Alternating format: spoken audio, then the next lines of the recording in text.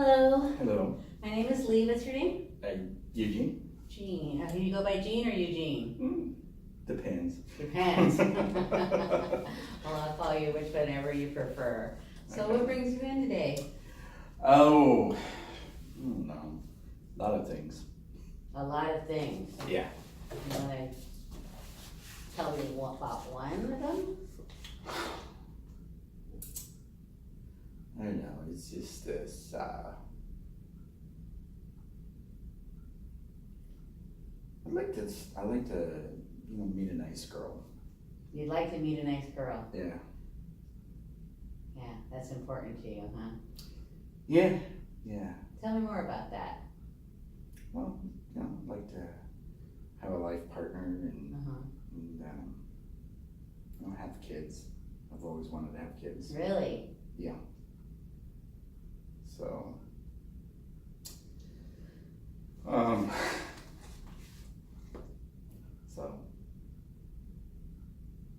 So how does that make you feel like in your journey right now where you are at this?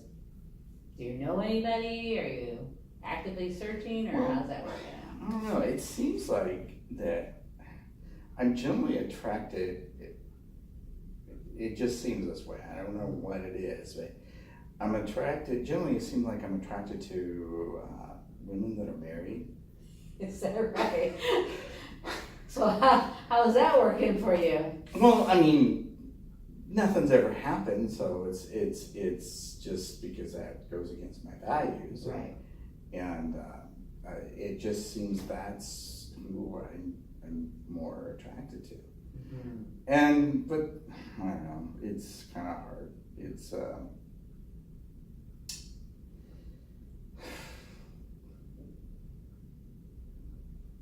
I know I struggle with intrusive thoughts. Intrusive thoughts. Troubling intrusive thoughts or Yeah. what kind? I don't know, I'm not even aware of the thoughts. It's just more the feeling of, I'm thinking something and then it hurts. So it's just kind of like, I don't know, just kind of noticing. I was seeing this one therapist and I just kind of noticed that I was like, oh, she has boobs. And it was like, and it hurt. It's like there was this backlash inside and it was like, it just hurt. So painful because did you put a judgment on that thought? Like,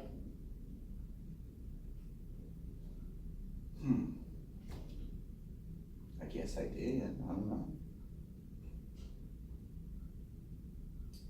because I'm curious as to what you think would be the reason why you felt pain when you had an intrusive thought. What brought about? What's the pain about?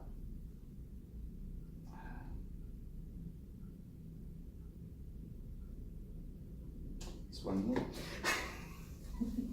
Yeah. Well, good. We can try to figure it out together. Absolutely. Yeah. Any other times that you've kind of felt that pain, that same similar?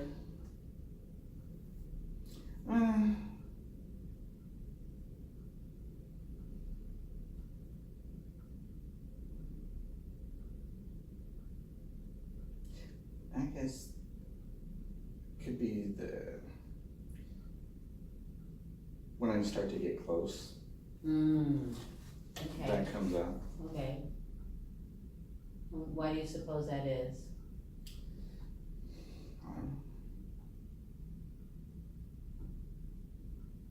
So you're telling me when you get close, like to a woman? Emotionally. Emotionally close, okay. Yeah, it just. You get that pain again. Yeah. And where do you feel it? Like in your body, would you say? Yeah. Okay. So right, like in the heart. Well. Or above. I don't know. I haven't really thought about it much. It's interesting. Maybe all of them. I'm not sure. Mhm. Not sure. It's interesting. When you get close and when you have intrusive thoughts, you get that pain. It's, well, with the boob one, it was kind of sudden, it almost shocked you, it seemed. Yeah. Yeah, a little bit. Yeah, because generally, I mean, growing up with 3 sisters around Right. and being the baby and Uh-huh. stuff like that, and just, you know, I guess I was just worried about, you know, thinking about them sexually, and so it's kind of like, and I never did. It was just, maybe there was just this fear that I would, Mhm. you know. So you didn't wanna you don't want to objectify women like people always put on guys, like, oh, they always object, and you don't wanna be that guy. Yeah, I don't want Yeah. to be, you know, a jockhead, you know. Right, Have right, that, you know, mentality and use women. I don't want to be like that. But then when something like that comes up, do you feel like a little bit incongruent to what you what you wanna be, and then this happens, and now you're shocked that happened? Is that what I'm hearing, or? Could you elaborate a little bit more on what you're So thinking?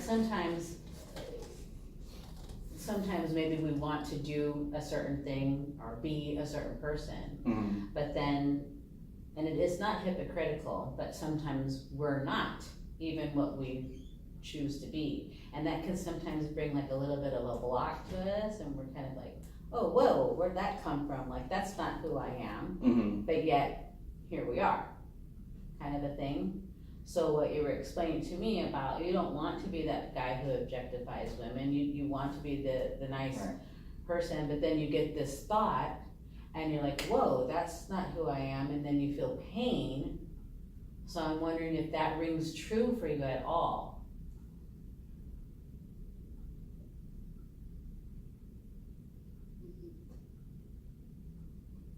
Probably. A little bit. Yeah. And how does that make you feel, just having that realization or that discovery?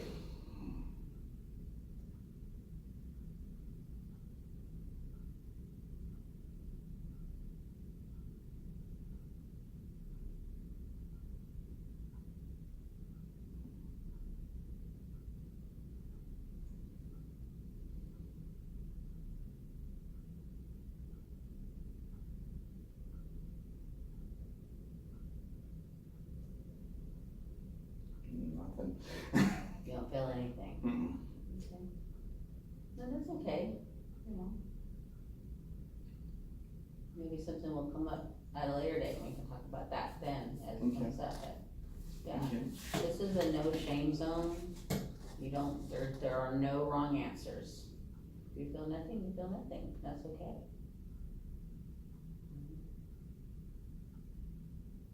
So what I got is you'd like to find a nice lady, hopefully not married.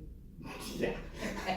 Preferably not married, preferably no kids, because I want my own kids. Right. And so, it's kind of like this friend of mine. She lives in Texas. And we talked about actually she and her sister lived in the same apartment complex that I did years ago in the '90s, and I gave them their first computer, which had been my first computer. Mm-hmm.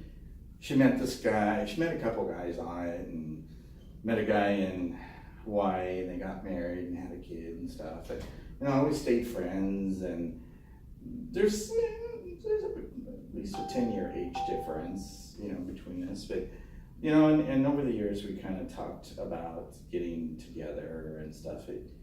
She had a daughter, before she even got married. So now she has 2 children. And she had her son with this other guy, and she was just dead set she wasn't going to have any more kids. And I was like, well, I want at least one of mine. Right. Otherwise, why get married?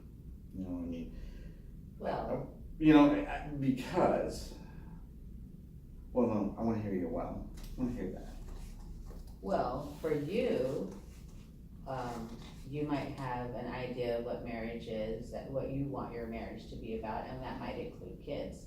Mhm. Not everyone gets married for that purpose. Right. And there might be companionship that's a motivating factor for someone to get married. Love is a big one to get married or reason to get married. I think it'd be too painful for me to be with somebody who already has kids and they have that.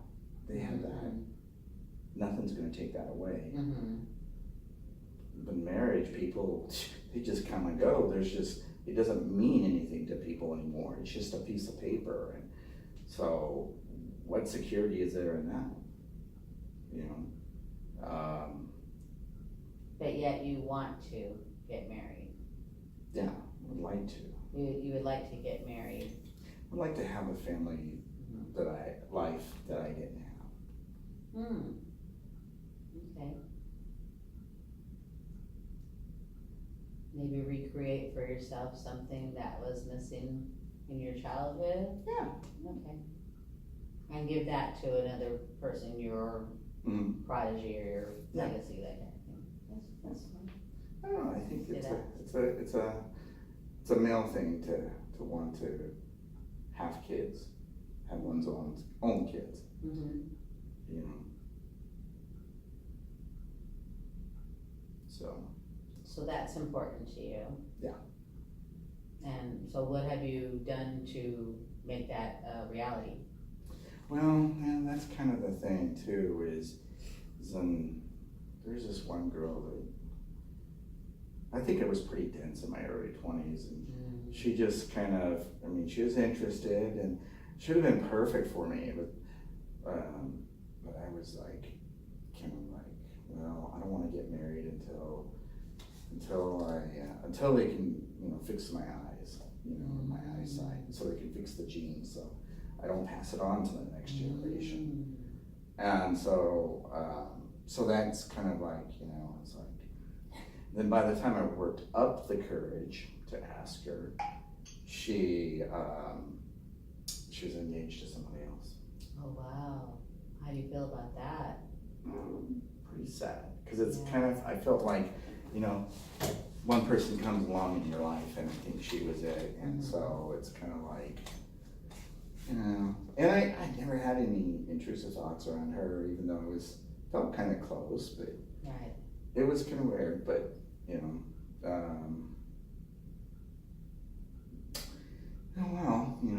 kind of. Interesting. So you say you didn't want to, commit to that relationship as far as in marriage and having children because of your eyesight and not passing that on to the next generation. Right. And now do you still feel that same way? It seems like you might be feeling something different now. Well, yeah, that's changed. It's kind of like I've given up that scientists are going to find any solution in the meantime. I got genetic testing done last year, and it's like maybe a year and a half ago, something like that. It's like, okay, I tell them it runs in my male lineage. Oh, okay. Females don't get it; they don't pass it on. So when they go test it, what do they test on? What chromosome do they test? Well, they test the X chromosome. And that's the female chromosome. Yeah, I'm like, you stupid idiots here. You're scientists, and it's like that story in the Bible where you go and that woman who lost a coin, and so she's looking in the area where there's light, not where she lost it. And it's like, you guys are supposed to be scientists here. This is the lineage. Sounds like it's frustrating. Yeah, for you. and it's like, well, the eyesight, the genes and stuff, they're on the X chromosome. I'm like, so that's not how it gets passed. Right. I have a brother I never met that he got it, and he had 3 boys that got it. Oh, interesting. And so it's like. So the chances are pretty high that if you were to get married and have a child. If it's a boy. Then he would get it. My grandfather had it. He had 13 kids, 7 boys, 5 of them got it. which kind of really throws a monkey wrench in. Yeah. I don't know, maybe my grandmother kind of went on the side or something. I don't know. Now, none of the girls got it. None of their progeny got it. Okay. You know, so one of my cousins, he got it, and he had a daughter, but she only lived to be out 6 months. Oh. They might thought she had, but we'll never know that. Right. That part of it, and it's like, and these genetic tests are so expensive, and they only test a very few genes, and it's like, so yeah, I guess I just kind of given up on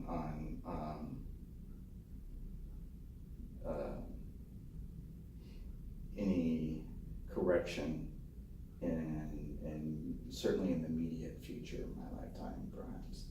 Mm-hmm. So yeah, I think I could, if I could find the right woman, Mm-hmm. and you know, have kids, that at least I could be the type of father that I didn't have.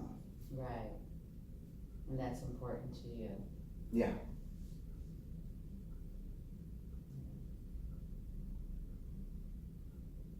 And you could end up having girls, so, True. right, and then that would be okay. I know this couple, they had 5 kids, all girls. Yeah. Their 6th kid was a boy. They had a 7th one who was a girl again. That happens. That's not uncommon, yeah. So yeah, it's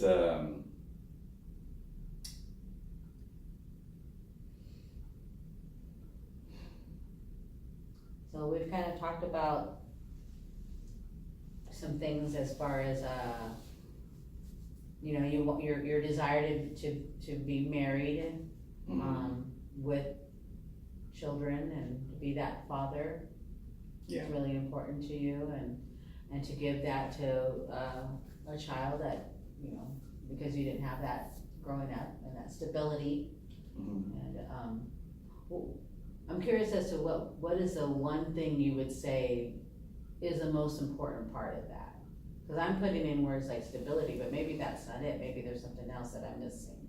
Tell me about that. What would that look like for you? What's your word? For What being a dad means to you? What are you offering as a dad in your mind? someone who's actually there. Presence. Yeah. Physically there. Yeah. One who engages with the kids. Again, yeah. You know, Yes. doesn't call them up drunk. Mm-hmm. With his present wife in the background saying how he wants to get back together with my mom. Mm-hmm. You know, someone that's not like that. So maybe some stability was, and definitely some presence, yeah. So, and interesting that you say stability, Mm-hmm. because certainly as far as males in my life, there wasn't stability. Mm-hmm. My sisters had boyfriends coming and going, and marriages and husbands leaving, and even my brothers had their wives coming and going, and so. So you haven't seen that modeled for you at all then? Well, Or at least out of your own. I have one sister that's modeled that. Okay. That still actually is still married 26 years. Oh. So Yeah, it's awesome. yeah, so that's the one stable model. Yeah. You know, there's only like a 4-year age difference between us, so. Okay. How many sisters do you have altogether? I had 3, Mm-hmm. and one completed suicide, and now I have 2.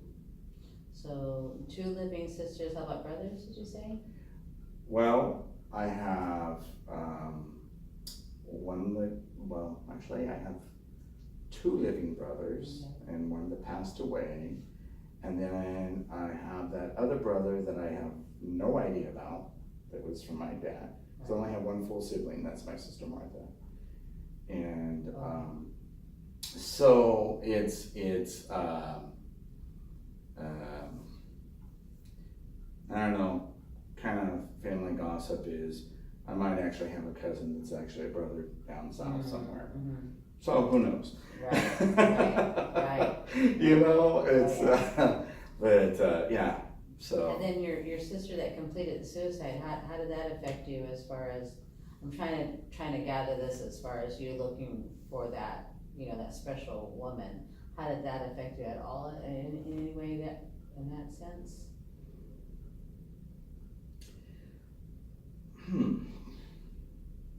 No, not in that regard. No. Still as a brother, but it didn't kind of come into your seeking relationship.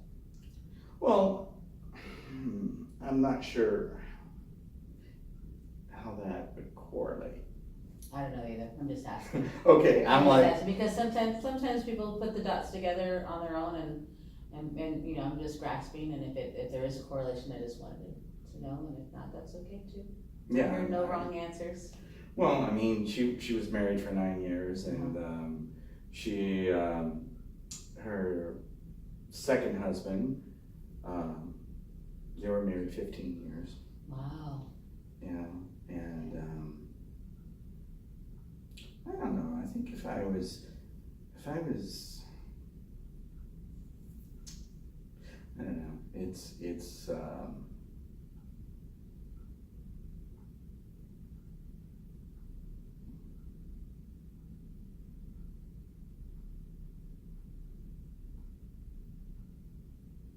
don't know. I have some feelings towards him.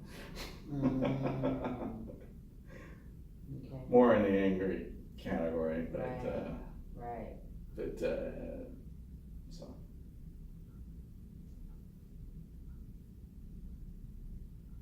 Do you think they're understandable? Well, you know, he when he got cancer and he could have had the surgery, would have lost a leg, and it would have probably been a 100% guarantee that he would have lived.